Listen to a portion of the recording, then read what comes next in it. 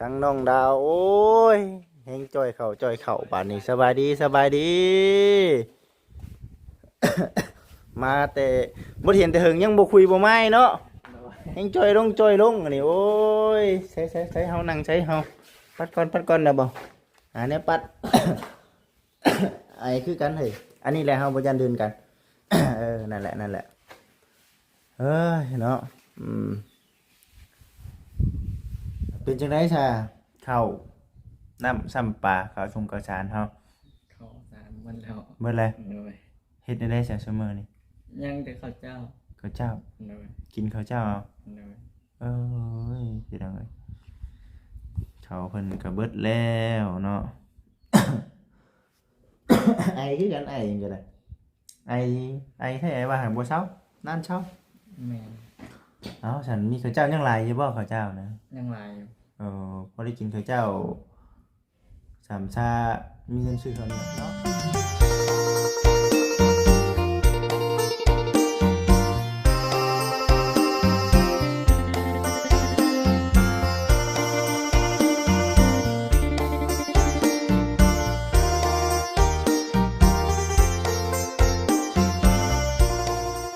FC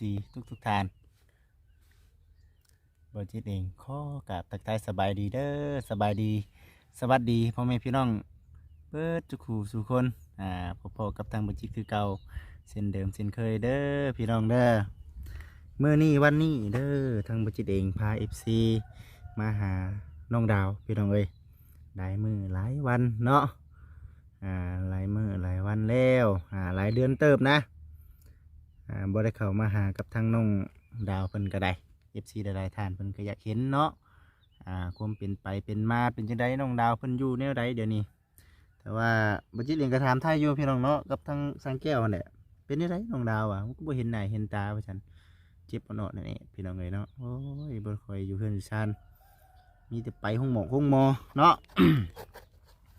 ก็เว้าสู่กับทาง FC พังอยู่เนาะกับทางมื้อนี้เนาะ FC เนาะทางบ่จิตเองก็ได้รับหน้าที่เป็นสะพานบุญให้กับทางเอ่ยเคซี่เนาะเพิ่นให้กับทางบ่จิตเองเอาเครื่องของนี่แหละมาให้และก็เงินอยู่ในจำนวนหนึงพอได้ให้กับทางน้องเพิ่นไปรักษาตัวเองว่าซั่นนะพี่น้องเอ้ยจังไดก็ขอขอบคุณทางเอ่ยหลายๆเด้อเอ่ยเด้อให้กับทางบ่จิตเองเป็นสะพานบุญให้เนาะกาซีเข้าไปถามไทยครับทางน้องๆคนก่อน ไอยังบ่เช้าอยู่พี่น้องเนาะน้องดาวน่ะสิอยู่เพื่อนอยู่เมื่อวานนี่สาขากับทางน้องไสลาน่าจะไปเวียกเพิ่นบ่เนาะบ่จิตเองก็ยังมีอันนั้นอยู่พี่น้องเนาะ ยังมีเวียกสิมอบหมายงานกับทางน้องไสลาอยู่แต่ว่าสงสัยอันนั้นเนาะสงสัยเพิ่นไปเฮ็ดเวียกเพิ่นคือว่าทุ่มเทนี่แหละแต่ก็บ่เป็นหยังพี่น้องเนาะเอาเป็นโอกาสหน้าเนาะเพราะว่าทางมื้อนี้นะทางบ่จิตเองก็พอดีทางบ่แสนเพิ่นนัดแน่เนาะก็ทางน้องเพิ่นกันสิโทรมาเพื่อถามน้องเพิ่นหั่นก็บ่เป็นหยังเดี๋ยวมื้อหลังบ่จิตเองเข้ามาหากับทางน้องสดาใหม่เพราะว่ามีเวียกคุยกับเพิ่นอยู่เนาะเอาพ่อแม่พี่น้อง FC ก็รอเบิ่งรอชมว่าสิแม่นเรื่องหยังแล้วก็ น้องทรายล่ะบ่แม่นเนาะน้องดาวเนาะพี่น้องเนาะทั้งน้องดาวโอ้ยเฮงจ่อยเข่าป่านนี้สบายดีสบายดี มาแต่บ่เห็นแต่หึงยังบ่คุยบ่ไม้เนาะเฮงจ่อยลงอันนี้โอ้ยใช้เฮานั่งใช้เฮาปัดก่อนนะบ่หาแนวปัด ไอ้คือกันเฮ้ยอันนี้แหละเฮาบ่ยันเดินกัน นั่นแหละเอ้ยเนาะ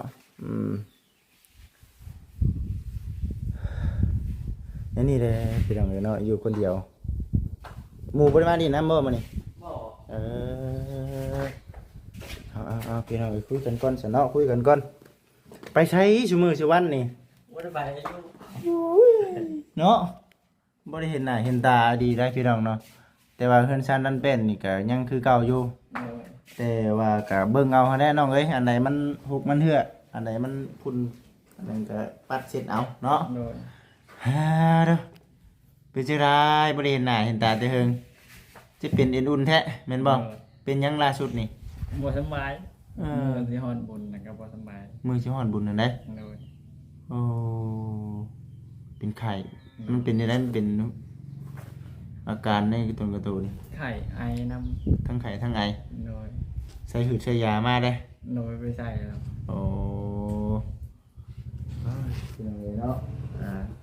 สิได้ FC เพิ่นก็โอ้ยบ่จิตเอ้ยน้องดาวนะว่าซั่นไปเบิ่งแล้วแน่ โดย ให้ก็ คือว่าแน่แหละเนาะผ่านทางมาทางนี้อยู่ก็เป็นว่าทางน้องบ่อยู่เฮือนว่าซั่นน่ะนะ โดย ก็เลยบ่ได้อ่าพาบ่ได้อันน่ะเข้ามาอัปเดตให้กับ FC เบิ่ง โดย มื้อนี้มีโอกาสแล้วมื้อนี้โอกาสดีแล้วมื้อนี้เนาะ โดย กินข้าวกินน้ำก็ยังใส่ชั่วโมงชั่ววันนี่ ไม่เท่าไหร่บ่ แม่น ปิ้งตับ อ๋อดีแล้วฉันยังนั่นอยู่เอาไปใช้แน่ชั่วโมงนี่ ไม่ได้ไปแต่ บ่ได้ไปใส่เปล่า เลย เออเยอะเนาะ ทักมาหาน้องดาวก่อนว่าซั่นพี่น้องเนาะเพิ่นยังดินโทรศัพท์เครื่องเก่าอยู่บ่ว่าซั่นน่ะนะยังเครื่องเก่าอยู่เนาะ โดย ยันว่าบ่ได้ใช้งานมันหั่นนะ โดยนอกจากไม่ได้เล่นมัน บ่ได้ค่อยดินบ่ โดย โอ้นั่นแหละเป็นจะได้รถในเรื่องรถนี่น้อง ยังก็ยังไม่ได้แปลง ยังบ่แปลงเลย โดย เพิ่นเว้าราคาอยู่ถ้าเอาไปแปลงนี่ ยังบ่ฮู้ ตั้งแต่เกิดเหตุก็คือบ่ได้เข้าห้านเลย โดย โอ้ยเนาะแต่ว่าหมอมุงหมอแบตน่ะสิดีเบิดอยู่ดอกเนาะ โดย เครื่องมันนั่นแหละเพื่อเขางัดเพื่อเขานั่นคือเว้าแน่แหละพี่น้องเนาะคือสิหลายเติบอยู่ดอกเนาะ โดย คือว่าได้นี่คันมาซ่อมแปลงนี่ใช้งานได้อุ้ยคักได้นี่เนาะเล่นไปตามบ้านเฮานี่พี่น้องแกนั่นแกนี่ตามบ้านเฮาเฮ้ยเนาะบ่ได้ครับเจ้าของขับเป็นได้บ่ ยัง เจ้าของก็ยังบ่ทันเป็นครับ ออกมายังไม่ได้ขับยังไม่ได้จับยามจากกดเพลง โอ้เนาะกัดปัญญาเรื่องเอาซะเป็นจังได๋ซะข้าวน้ำซ้ำปลาข้าวชงข้าวสารเฮา เขา3 วันแล้ว เบิดเลย โดย เฮ็ดได้ซะซุมื้อนี่ ยังแต่ข้าวเจ้า ข้าวเจ้า โดย กินข้าวเจ้าเอา โดย เอ้ยพี่น้องเอ้ยเขาเพิ่นก็เบิดแล้วเนาะ ไอคือกันไอจังได๋ไอแท้ว่าหันบ่เซานานเช้า แม่น เอ้าฉันมีข้าวเจ้ายังหลายอยู่บ่ข้าวเจ้านะ ยังหลายอยู่ พอได้กินข้าวเจ้าสามชามีเงินซื้อข้าวเหนียวเนาะ โดย อืมเอาสาพี่น้องเอ้ยเงียบเนาะมื้อนี้ โดยเงียบก็ต้องฉลาดก็จะเพิ่นไปกัน หากเสร็จหาอ้ายมื้อวานชื่นนี่บ่คือว่าไปเทบ่ไปเทหยังก็ไปเฮ็ดงานนั่นแหละ โดย ทั้งอ้ายก็มีเวียกเว้านำเพิ่นอยู่แต่ว่าพอดีนัดกับทางบ่แสนอยู่ทางนอกแหละเพื่อโทรทางน้องไสหลามายันว่าทางบ่แสนท่านะ โดย ผู้ใดถือเป็นโอกาสหน้าว่าซั่นเดี๋ยวสิมาเว้ากับทางน้องไสหลาเพิ่นผู้รักผู้ใหญ่เพิ่นมอบหมายงานคือกันอันนั้นก็ได้พี่น้องเอ้ย เอาสันเนาะมื้อนี้น่ะทั้งอ้ายเองก็เอาเครื่องนั่นแหละเครื่องของที่ทั้งเอ้ยเคซี่เด้อ โดย เอ้ยเคซี่ทันเก่าทันเดิมนั่นแหละ โดย เพิ่นก็เป็นห่วงเป็นใยเนาะก็คิดฮอดคิดถึงอยู่หั่นแหละมาก็ติดต่อกับเพิ่นอยู่บ่ โดยเพิ่นแชทมาหาอยู่ นั่นแหละพี่น้องเอ้ยก็เป็นห่วงในเรื่องที่เป็นอุ่นๆนั่นแหละน้องเอ้ย โดย เนาะก็เลยว่าเอามาหาข้างน้องก่อนกับเป็นเครื่องของไปเฮาไปเอาเครื่องของเฮาก่อนไปอยู่ในรถไปพี่น้องเอ้ยรถลายังแจ่มอยู่ได้รถตุกๆเพิ่นนี่เนาะโอ้อยู่คนเดียวเย็นจะบ่อยจะวีโอ้ยพอหาอันนั้นแล้วน้องน้ำพอ หาคนมาอยู่น้ำแล้วนี่มันจังอันนั้นเนาะเงียบนะ FC สิว่าโอ้ยบ่ได้หาเอาบ่ช่างบ่ได้หาเนาะ FC สิว่าได้นี่เอาเว้าบ่ช่างได้พี่น้องเอ้ยยามมันเนาะยามมันเด้ซะบ่เอาก็บ่ได้คือว่าแหละให้ไง วันนี้คือว่าเนี่ยเป็นหนึ่งน้องเป็นหนึ่งเด้ออันนี้ปลาทูเด้อ โดย ถึงว่าน้องถึงอยู่ว่าทางไหนถึงบ่เป็นมีเด้อเป็นมีอันนี้ของทั้งอ้ายเอาไปให้ครอบครัวต่างโอเคแล้วก็เดี๋ยวสิเอาของก่อนพี่น้องน้องขึ้นไปก่อนก็ได้ บ่จิตนี่ก็เว้าไปบ่ได้อีกทีว่าเว้าหยอกน้องเพิ่นนี่ได้อพี่น้องเพราะคันว่าน้องเพิ่นมีก็ดีใจนำเพิ่นดีๆเด้อพี่น้องแล้วน้องเพิ่นหาครอบหาครัวสร้างครอบสร้างครัวคือเพิ่นว่าเนาะ1 คนหัวหาย2 คนเพื่อนตาย3 คนกลับบ้านสบายว่าซั่นนะพี่น้องเลยสมองเดียวใครกว่า2 สมองใครกว่าโบอันนั้นเลยพี่น้องเลยเนาะก็ยอกอันนี้คือเว่าในมุมมองเปรียบเทียบไปสิดอกพี่น้องเลยแต่กะเพิ่นได้ให้น้องเพิ่นเอาตัวเองให้รอดก่อน14ก็คือสิคิดไปเดียวกันนี่แหละ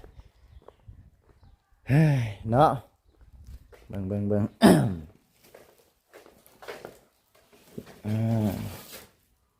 ปึ๊บ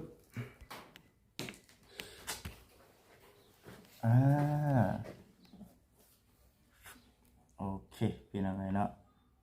โอเค โอ้ยโมเมนต์โอ้ยขอโทษน้องเอ้ยตอนนี้เด้อขอโทษโอ้ยพี่น้องเอ้ยจำผิดบ่เป็นหยัง เอ้ยเอาให้น้องเพิ่นได้ก็ได้สิเอาน้องเพิ่นได้ก็ได้เอานั่นเลยพี่น้องเอาให้ครอบครัวกับเจ้า เอาเป็นหยังเอาไว้ให้น้องเพิ่นก็ให้เด้อพอดีแล้วเบิดได้ซั่นนี่เบิดแล้วเอาให้เลยเป็นที่แรกนะเคซี่เพิ่นบอกว่าให้เอา3 อย่างเหมือนกันนะย้อนมาเขามีตัวเป็นคือมี4 อย่างเหมือนกันว่าจะเอาไปให้เขานึ่งเป็นคลิปของทางนักเรียนเพิ่นพี่น้องเนาะฉันกะให้น้องเลยเด้อมีปลาทูโลนึงกับไข่ในแต่มะเขือ2 โลอันนี้เด้พี่น้องเลยเนาะมะเขือ2 โลไอ้ปลานี่เด้อปลานี่ก่อนก็ได้พี่น้องเลยปลานี่ก่อนก็ได้เพื่อนปลาทูเนาะเอาคือสีนี่แหละพี่น้องเลยเนาะน้องดาวบ่ได้เห็นกันนี่ป้าท้อโดนเนาะโดนเลยได้พี่น้อง FC บ่จิตเชื่อว่า FC ก็ลืมพุ่นแหละไปเนาะล่าสุดตอนนั้นอ้ายก็เอาเครื่องของมาให้เนาะแม่นบ่ล่าสุดนะพี่น้องเอ้ยก็บ่เป็นหยังมื้อนี้มีโอกาสได้มาก็ได้ก็ตอนนี้ได้เป็นจังได๋สุขภาพร่างกายน้องเอ้ยก็ไข้ขึ้นหลายแล้วไข้เป็นหลายบ่เลยยาก็เศร้ากินนะยาเศร้ากินได้ยาไปหมอยาเพิ่นวางให้ไว้มันน่าจะบ่ถึกกับพยาธิน้องกินอะไรสิแบบจะเบิดมื้ออะไรกลางคืนก็หมดคืนบ่ได้นอนกินได้ซะติ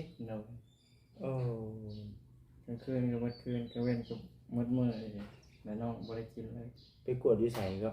ในทุกศาลาบ้านเดือนแต่ว่าห้องหมอใหญ่นี่ยังบ่ได้ไปยังก็เพิ่นก็เขาน้ำเกลือให้มันน้ำเกลือให้เลยจังหวะใครแน่แม่นบ่เลยมันเป็นแบบใดก็มันเป็นสีเมื่อยบ่ที่ว่าจังได๋เมื่อยกับไข้กระโตห้อนเมื่อยกับไข้บ่เลยเจ็บอ่อนๆอันแอบพี่น้องเอ้ยเนาะอันนี้แหละน้องดาวก็เฮ็ดจะได้ซะพี่น้องเนาะอยู่คนเดียวอยู่คนเดียวเลยคิดเป็นรุ่นก็ยากลำบากอยู่ได้เป็นจะได้ซะในเรื่องรถจักรเจ้าเด้มันโอเคอยู่บ่ไปได้ไปมาได้สะดวกอยู่บ่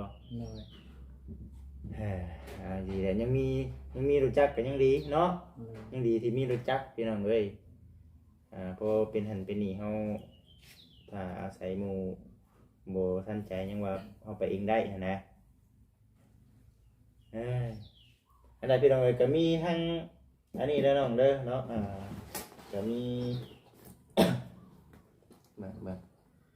มีอันน่ะเอาเงินออกมาก่อนพี่น้องเนาะ เอ่อมีเครื่องของเนาะแล้วก็เป็นเงินอีกจำนวนอ่า1 2 3 4 5 6 7 8 9 10เนาะ12พี่น้องเอ้ยสอง1,000,000กับ260,000เด้อ โดย 1,260,000พี่น้องเอ้ยเนาะสิได้มอบให้กับทางน้องดาว โดย เก็บไว้ที่ถุงที่ไทย โดย เจ็บเป็นเอ็นอุ่นเนาะก็เอาตัวนี้แหละพอได้แก้ไขเด้อน้องเด้อ โดย เป็นเงินของทางเอ้ยเคซี่เนาะ โดย พร้อมด้วยเครื่องของเด้อน้องเด้อ โดย โอเคน้องเด้อ โดย โอเค ขอบใจ เอาเงินมาให้พร้อมพี่น้องเด้อเนาะเอาเงินมาให้กับทางน้องเพิ่นพร้อมคงอยู่คงกินนั่นแหละหมูได้เป็นจะได้หมูกินบ่สุดทานบ่ สิ้นหมู แม่ กินบ่ได้ตอนนี้พิษไอ โอ้กินหมูนี่พิษไอบ่เพิ่นนี่ เลยเพราะมันเป็นน้ำมัน เฉพาะเนาะไอตลอดบ่จิตน่ะ เป็นพ่อค้าขายหมูนี่บ่เนาะกินหมูตลอดเนาะ เลย เมื่อวานนี่ก็กินเนาะมื้อนี้ก็กินพี่น้องเอ้ย มันเป็นน้ำมัน เป็นน้ำมันบ่ เลย ก็ถือว่าเป็นปลาทูเนาะเมนูอย่างเด้กับข้าวเจ้านี่เนาะ เลย ทอดไข่วะนั่นแหละพี่น้องเอ้ยบ่ได้มาหาน้องเพิ่นแต่หึงนี่เด้อพี่น้องเด้อส่วนเรือนซานดันเป็นก็โอเคเนาะงามคือเก่าอยู่ เลย นี่แต่ความเจ็บเป็นเอ็ดอุ่นเนาะ เลย ตอนนี้น้องเพิ่นยังบ่ปะถิ่มพี่น้องเอ้ยเนาะยังคือเก่า เลย เป็นหยาดมันอยู่ในตู้แล้วคือว่าเอาแน่แหละบัดเช่าน่ะมันยากบัดเป็นน่ะแป๊บเดียวพี่น้องเนาะคือบาดแผลนี่ได้นี่บาดแป๊บเดียวบ่ยากเนาะเรื่องบาดบัดสิให้มันเช่าพี่ได้พี่น้องเอ้ยเนาะใช้เวลายาวนาน เลย กันบ่มีเงินนี่แฮงกระเต็กน้องลาวนี่เนาะเอาเงินมาจะใช้สักไปกวดน่ะไปใช้ยาน่ะ ทั้งมื้อนั้นกับทั้งแม่ค่ำบ่จ่าย โอ้ 700,000 ดีแล้วสันเนาะ เลย ของตัวเองนี่คือบ่ได้ค่อยมีติดถงได้นี่เนาะ เลยมีกับพอได้ใช้พอได้จ่ายครับเพื่อนกับใคร แม่นบ่ เลย เดือนหนึงเท่าไหร่นี่เดือนหนึงครับใครจำ ทางเดือนที่นี่นะ110ต่อเดือนที่นี่แต่แพงทางเดือนนี่ก็สิแพงกันเพราะว่ามีงานวันหนึงนี่เด้ ต่อนำกันบ่ เลยคนต่อลงตู้เด้ โอ้ ทางเดือนนี่ก็สิแพงกันนะ ล่าสุดนี่110เนาะ เลย โอ้ ตะค่าใส่ก็มีแต่ต่อเดือนที่นี่ละ110 แตะเก่าเท่าไหร่แตะเก่า แต่เก่าก็มีแต่80 90 โอ้ ทางเดือนนี่ก็น่าจะแพงคือกันเดือน ยันเพลงอยู่ได้น้องเพิ่นนี่มาลมจักหน่อยก็ใส่หน่อยหนึงเนาะ เลย พัดลมหน่อยหนึง เลย น้ำไหลให้ได้เนาะ น้ำลาย ทางเดือนไหนครับนำ ไปฮอดพุ่นแม่นบ่ เลย โอ้เฉพาะดอกเจ้าพี่น้องเอ้ยไปฮอดพุ่นเนาะ เลย ไฟก็ต่อจากเพิ่นเจ้า เลย โอ้เฉพาะจังหวัดหลักแสนดอกจัน เพราะว่าเพิ่นเนี่ยก็ยังบ่มีภัย โอ้เฉพาะจังหวัดหลักแสน เลย ก็คันว่ามีแต่เฮือนน้องเฮือนเดียวนี่ก็ว่ายังชุดก็50 60เนาะ เลย สิประมาณนี้พี่น้องเอ้ยเนาะว่าผู้สร้าง อยู่คนเดียวประมาณ30 40ไปเนาะ เลย มันบ่ได้มีหยังไดมีแต่ตู้เย็นครับอันนี้ซื่อมันก็บ่ได้ว่าสัตว์เปลืองปานใดเนาะ ตู้เย็นกับพัดลม เป็นจังได ก็บ่ได้ กับพัดลมเนาะ กับตัวเพิ่นตัวใส่ในเรือนกับไหลน้ำ ก็ยังเย็นคือเก่าอยู่บ่ตู้เย็น น้อยยังเย็น ฉันก็ใช้ช่องพิษโลดเด้อน้องเด้อใช้ช่องแข็งเลยนี่ น้อย ในเรื่องปลาทูนี่เนาะส่วนเครื่องคองนี่คือทั้ง AKC เพิ่นก็อุดหนุนทั้งบ่จิตนั่นแหละเด้อเป็นอยู่ในห้างบ่จิตเองนั่นแหละ น้อย ก็ดีใจที่ว่าทั้งเอ้ยเพิ่นชดช่วย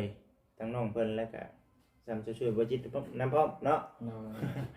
ย บ่จิตเองกับมีการมีงานเลยเบิ่งก็งานบ่จิตเองมื้อนี้ก็คือมามอบเงินนี่แหละให้กับทั้งน้องดาวเพิ่น น้อย ถือว่าสำเร็จเสร็จสิ้นเป็นที่เรียบร้อยก็ถือว่ามาอัปเดตเบิ่งพาพ่อแม่พี่น้องเบิ่งสุขภาพร่างกายน้องดาวเพิ่นนำ โดย แต่ว่าพังเบิ่งก่อนแม่นบ่ โด ใน ย เรื่องร่างกายนี่เนาะ โดย ยานี่เบิดแล้ว ยังบ่ได้เปิดยาบ่หายมันบ่ได้กิน อ่า บ่ได้กินยาตัวขวดในห้องหมอสุขศาลา มันบ่ถึกก็น่าจะบ่ถึกกับพยานน้อง จนแต่เก่าจะเอาใช้ยาย าตะกินตะกี้น่ะมัน แม่น ห้องหมอเราเรียนแล้วไปต่อรอบที่2แล้วเพิ่นว่ากินบ่ได้ยาเพิ่นว่า ๆโอ้เพิ่นบอก โดยเพิ่นบอกกินหมดรอบตัวนี้ได้ยาเพิ่น ที่แรกน่ะคือเฮาก็ไปต่อตามเพิ่นบอกอยู่เนาะ โดยไปต่อตามรอยหมดแล้วให้ไปต่อเพิ่นก็บอก อืม เอาหมดเอาไปต่อได้2เทื่อบอกเทื่อที่2ครับตอนหมดตัวนี้นะให้ยาเพิ่น โอ้เพิ่นบอกเอง โดย บัดพอเฮาอยากกินมันเป็นคือเก่าบัด โดย โอ้เดี๋ยวเฮาต้องบอกเพิ่นใหม่แล้วบัดนี้ โดย ว่าแม่นดังจากว่าหยุดกินยานี่มันกลับมาเป็นอีกนั่นน่ะเนาะ หยุดกินยาในประมาณ2เดือน3เดือนบอกกลับเป็นอีก เฮาเฮ็ดหยังเนี่ยเจ้าเฮ็ดเวียกหนักบ่จ๊ะ บ่ได้เห็นเลย บ่ มื้อนั้นพี่ว่ากินน้ำหวาน น้ำหวาน เลย เอาโก้เนาะ ว่ากินน้ำหวานข้ามมันแล้วก็เป็นไข้เลย เออ มันปั๊บมันจะเป็นเนาะกินในกับพิษ ขาดสิบ่ได้กินน้ำหวาน เลย สารน้ำตาลบ่มีพอแห้งแล้วเนาะ เลย หยุดกินหวานมาสั่นพี่น้องเอ้ยบ่ได้เด้อแบบนี้ น้ำ เนาะ หวานมากินแล้วเจ็บคอตื่นเช้ามาแล้วก็เป็นไข้เลยหมด อืมแล้วก็เป็นมาเลยบัดนี้เนาะ เลย อืมเฮ้ยเนาะเบิ่งได้น้องเอ้ยเนาะอยู่คนเดียวครับ เลย เบิ่งแย่งสุขภาพตัวเองบ่อยากให้เจ็บบ่อยากให้เป็นนั่นแหละพี่น้องเอ้ยโอ้ยเสื้อผ้าหน้าแพ้เฮาได้เป็นจะได้ช่วงนี้โอเคอยู่บ่บ่มีบ่ได้อยู่บ่ เลยพอมี ยันหว่าเนาะมันอยู่คนเดียวเลยพี่น้องเงินน่ะตอนนี้เฮาก็อาศัยอันนี้แหละเนาะ เลย อาศัยตัวเองนั่นแหละนะกับผมกินนี่แหละนี่เงินเอื้อยแล้วเพิ่นฝากมาไว้ เลย ให้กระตุนกระตูหั่นนะพี่น้องเดียวก็คือสิใส่ประหยัดอยู่ดอกเนาะ เลย เอาซะเอาคือสิประมาณนี้ได้อซะเด้อน้องเด้อเดี๋ยวทั้งบ่จิตเองสิไปเวียกก่อนพี่น้องเนาะมื้อนี้ก็ เลย ได้มอบหมายงานนี่แหละก็สำเร็จแล้วมีแต่ให้กับทั้งน้องดาวนี่แหละขอบคุณทั้งเอื้อยเคซี่เพิ่นเนาะกับทั้งครอบครัวเพิ่นนั่นแหละที่ว่าเพิ่นมีน้ำจิตน้ำใจหักเพลงแบ่งปันเนาะแล้วก็ผมคิดฮอดคิดถึงมันยังทางน้องดาวเนาะก็มีแต่เฮาเองผู้ที่บ่มีหยังตัวบุญแทนคุณเพิ่นก็มีแต่คำเว้าแล้วก็คำอวยพรแล้วก็ความมักความแพงนี่แหละเว้าบอกเพิ่นเด้อน้องเด้อ ก็ขอบคุณด้วยทางแม่เจซี่ที่เอาฝากเงินจำนวนนี้มาให้นะครับซื้อของโยของกินให้ลูกมาโดยตลอดขอให้แม่อยู่ดีไม่แห้งถ้าแม่ทำธุรกิจอย่างการค้าการขายให้รุ่งเรืองไปข้างหน้าเด้อทั้งแม่ลูกทุกคนขอให้กลับคืนหาแม่ร้อยเท่าพันเท่าด้วยซ้ำ สาธุ แล้วก็ใจทั้งอ้ายทั้งบัวจิตเนาะที่นำสิ่งของนี้มาให้คอยบัวจิตไปใส่มาใส่เดินทางปลอดภัยการค้าการขายขอให้รุ่งเรืองไปข้างหน้าด้วยซ้ำ สาธุต้องมือเอาพี่น้องเอ้ยเนาะผู้ใดบัดนี้ก็จนอีกจนทั้งมีเวียกเข้ามาอีกเนาะสิเข้ามาหายันว่าอันนี้ก็ว่าขออนุญาตนำพี่น้องเนาะก็เว้าในความเป็นจริงคันผู้ใหญ่เพิ่นบ่เข้ามาเฮา